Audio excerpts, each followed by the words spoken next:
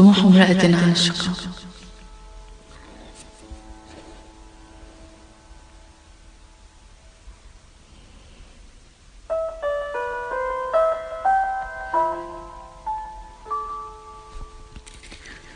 حبيبي المالئ من خزائن السماء، دموع القرون البائدة من المطر، تقبل جسد المتواضع بعريه، المقدس بنضجه، المفعم بطلاقة لفظه وفصاحة قوله، الناطق بلغات العالم أجمع. تقبله كهدية جميلة قد تكون هانئا به، ومن خلال حبي لك التمس نداءات الحرية على ضفتك، واستجمع عهود عشق من خلال صلابتك، ودعوك للارتضام بروحي مجددا، لأن ينبوع الخلاص ماثل في أرجاء التي تضج فتنة ونار. بفضل عينيك التي ظلت مأوى لإله البحر وإله الخير والشر، استطعت أن أتخلص من ضعفي، منتزعة من ذاتك نفخة تنين البحر ورعشة الكوكايين الممتصة لعروق التي أدمنتك بأزل عميق.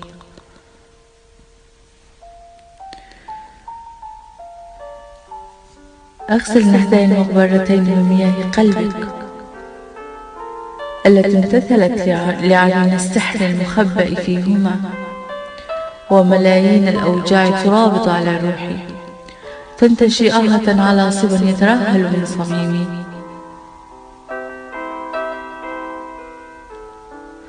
لا تعرفني بدونك غير الجدران، حتى طفولتي تتنكر لنعومة عشقي ونقاوة روحي. ليكن الصمت عنوان كلماتنا في الحب، ليكن الصمت عنوان كلماتنا في الحب، ليكن العناق حلما بيننا، لأن التعانق الحقيقي والمشتعل يظل مشتدا قويا في ساعة الشوق.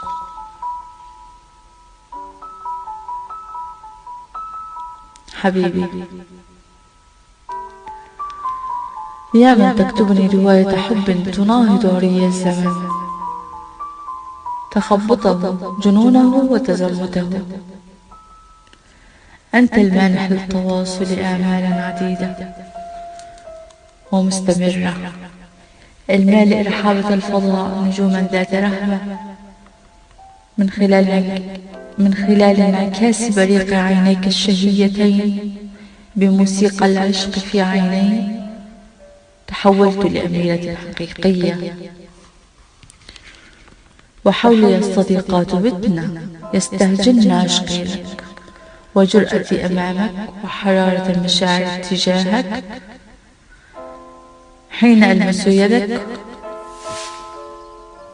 ألمس يدك وأجبرها على الخضوع والتشبث بأصابع يدي،